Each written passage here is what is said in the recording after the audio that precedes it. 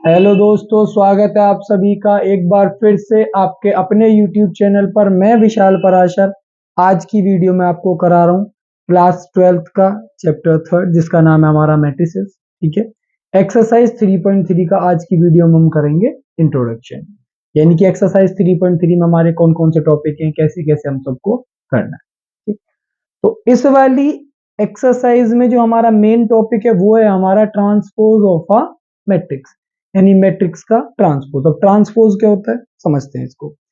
If ए, हमारे पास ए एक matrix है जो आई जे की फॉर्म में, यहाँ पे आई हमारा रोथ एलिमेंट और ये कॉलम एलिमेंट को डिनोट करता है, और इस वाली मैट्रिक्स का जो ऑर्डर है वो है हमारा m बाई n का। ठीक है, then the matrix obtained by interchanging the rows and columns of A is called the transpose of A। तो ट्रांसपोज हमारा क्या होता है, जब हम रो को कॉलम में चेंज कर देते हैं और कॉलम को रो में इंटरचेंज कर देते हैं, और उसके बाद जो हमें मैट्रिक्स मिलती है उसे हम क्या कहते हैं, उसे हम कहते हैं ट्रांसपोज ऑफ अ मैट्रिक्स। जैसे यहाँ पे हमें एक एग्जांपल दे रखा है। एग्जांपल क्या है, ए हमारे पास एक मैट्रिक्स है जो कि 3/2 के ऑर्डर की है। यहाँ पे 3 तो रो है, 1 2 3 और 2 कॉलम है। ठीक है, तो इसका जो ट्रांसपोज होगा वो चेंज हो जाएगा, जो रो होंगी वो कॉलम बन जाएंगे और जो कॉलम होंगे वो रो बन जाएंगे। तो जो हमारी 3/2 की मैट्रिक्स थी वो चेंज होके कितने की बन गई, 2/3 की मैट्रिक्स थी। जो हमारी फर्स्ट कॉलम था वो फर्स्ट रो बन गया, जो सेकंड कॉलम था वो सेकंड रो बन गया। ठीक है, तो ये होता है हमारा ट्रांसपोज ऑफ अ मैट्रिक्स। अब बात करते हैं हम ट्रांसपोज की कुछ प्रॉपर्टीज के बारे में। तो सबसे पहली प्रॉपर्टी है कि अगर हम ट्रांसपोज का दोबारा से ट्रांसपोज करते हैं तो हमें ओरिजिनल मैट्रिक्स मिल जाती है। ठीक, अगर हम किसी कांस्टेंट से ट्रांसपोज, कांस्टेंट से मल्टीप्लाई करते हैं अपनी मैट्रिक्स को और उसके बाद ट्रांसपोज करते हैं तो हमारे कांस्टेंट से कोई भी उस पर फर्क नहीं पड़ता है। दो मैट्रिक्स है प्लस करके उसका हमने ट्रांसपोज किया, या दो मैट्रिक्स का ट्रांसपोज करके प्लस किया तो भी वो क्या रहेगा, सेम रहेगा।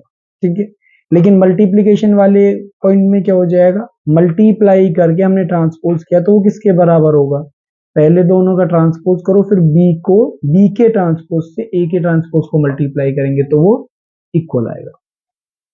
ये हो गया हमारा ट्रांसपोज और उसकी प्रॉपर्टीज। अब यहाँ पे और जो जरूरी वाला पॉइंट है वो आता है हमारा सिमेट्रिक मैट्रिसेस और स्क्यू-सिमेट्रिक मैट्रिसेस।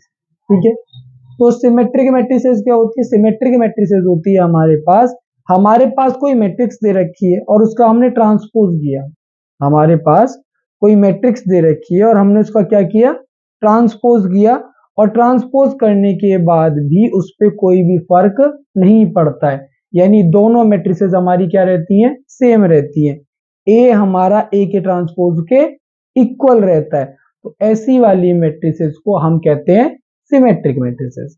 ठीक है, जैसे हमारे पास एक मैट्रिक्स थी जो कि ये थी।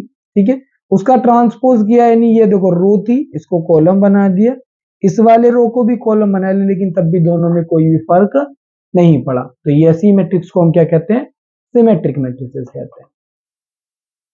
सिमेट्रिक मैट्रिसेस के बाद हमारे पास जो अगला पॉइंट आता है वो आता है हमारा स्क्यू सिमेट्रिक मैट्रिक्स। अब स्क्यू सिमेट्रिक मैट्रिक्स क्या होती है, ये हमारे सिमेट्रिक मैट्रिक्स जैसी होती है, यानी जब हम किसी भी मैट्रिक्स का ट्रांसपोज करते हैं तो मैट्रिक्स तो हमारी सेम आती है, बस फर्क क्या हो जाता है, फर्क हो जाता है कि वहां पे जो प्लस था वो माइनस हो जाएगा और जो माइनस था वो प्लस हो जाएगा। यानी कि हमारी मैट्रिक्स का ट्रांसपोज करने के बाद जो मैट्रिक्स होगी वो ओरिजिनल वाले का नेगेटिव पार्ट होगी। ठीक है, तो I square matrix A is said to be skew symmetric matrix if A का ट्रांसपोज इक्वल्स टू माइनस का ए। ठीक है, अब इसमें सबसे जरूरी ध्यान रखने वाली बात क्या है कि all the diagonal elements of a skew symmetric matrix are zero. तो जो भी हमारी डायगोनल हमारी स्क्यू सिमेट्रिक मैट्रिक्स होगी, कोई भी हमारी मैट्रिक्स स्क्यू सिमेट्रिक मैट्रिक्स तभी बन सकती है जब उसके डायगोनल के सारे एलिमेंट्स क्या होंगे, जीरो होंगे। ठीक है, अगर डायगोनल के एलिमेंट्स जीरो होंगे तभी वो स्क्यू सिमेट्रिक बन सकती है। ठीक, अब सिमेट्रिक और स्क्यू सिमेट्रिक को लेके हमारी दो थ्योरम है। तो पहली वाली हमारी थ्योरम क्या कहती है कि अगर हमारे पास ए कोई मैट्रिक्स है, ठीक है, तो अगर मैं ए और ए का ट्रांसपोज करूंगा और उन दोनों को करूंगा प्लस, तो क्या मिलेगा मेरे को? Symmetric matrix. एक नई मैट्रिक्स मिलेगी जो कि क्या होगी? सिमेट्रिक होगी। ठीक है। और अगर a माइनस ए डैश करूंगा तो भी एक नई मैट्रिक्स मिलेगी, वो कैसी होगी? हमारी स्क्यू सिमेट्रिक होगी। ठीक है। तो 4n square matrix A with real number entries, जहां पे रियल नंबर की एंट्रीज होंगी यानी सारे नंबर्स होंगे सकते हैं वहां पे। ठीक।